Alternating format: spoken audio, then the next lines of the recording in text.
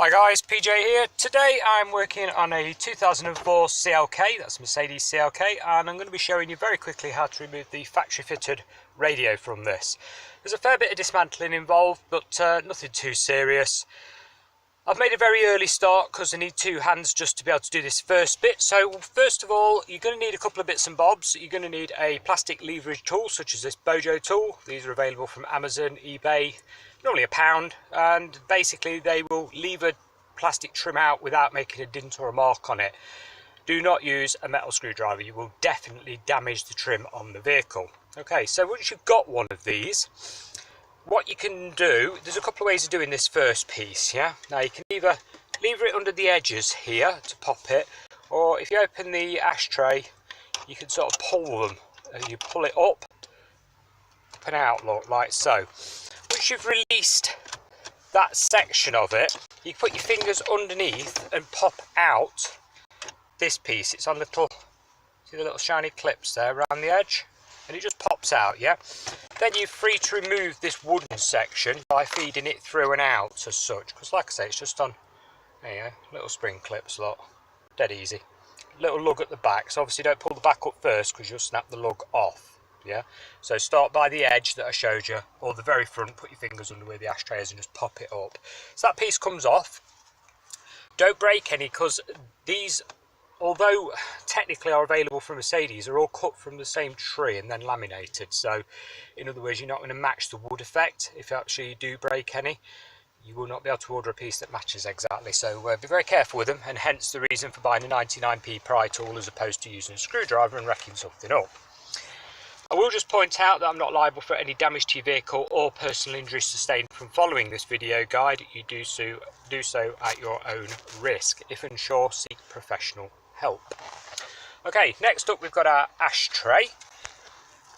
Now all you do with the ashtray, it's very simple. There's a plastic lug here and a plastic lug here, and those plastic lugs need to be brought forward very slightly. So if you put your plastic pry tool behind it and just lever it 1 millimetre forwards, or sometimes you can even just grab the base of it and pull it forward and it will come out just like this one has. This one I've not used any leverage tool at all, it's just come out. There's the lugs, look, just there, look, see those? Very simple and straightforward. On the back of it you've got your wiring connector for your fag lighter, which you will need to unplug. That simply pulls out, so just unplug that so you've got a bit of space. You don't have to unplug it, I mean you can just leave it to the side if you really want to, just makes life a little bit easier. You've got a little light as well on the top there that just pulls out. It's up to you really if you want to leave it in or not. It's just normally it's better off out the way. Right, that gains you access then to the lower console area. If we go down here, if the camera will show me, can I get a bit of light there for you maybe? There we go. You got a TX20, yeah? Torque screw to undo, one each side. So let's get those out now. You want the one on the far right there, okay? Undo that and undo the one on the corresponding side. Okay, so with both screws removed from up and under here, one on each side, yeah? This whole panel will now be loose, yeah? Now, bear in mind you've got wiring connectors on the back of this, and you've also got an airbag light connector.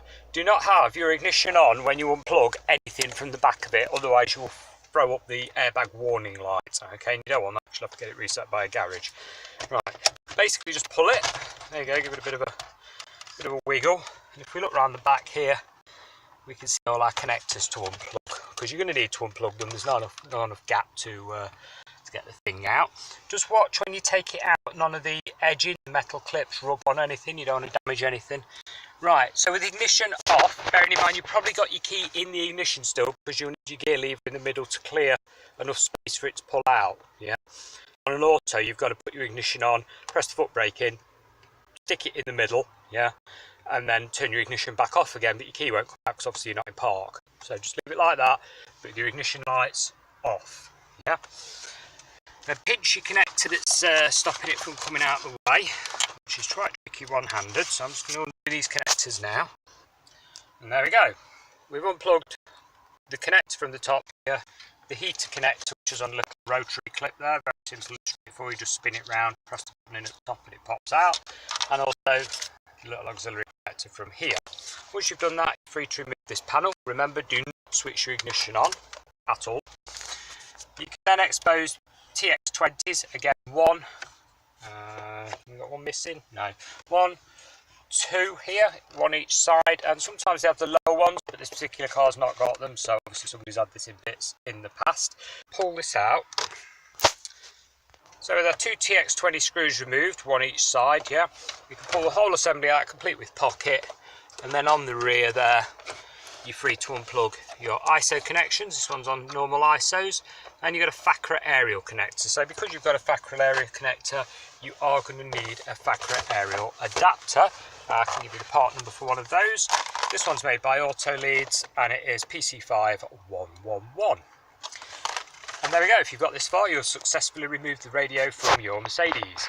If you have any questions, please pop them in the comments below, and thank you very much for watching. Goodbye for now.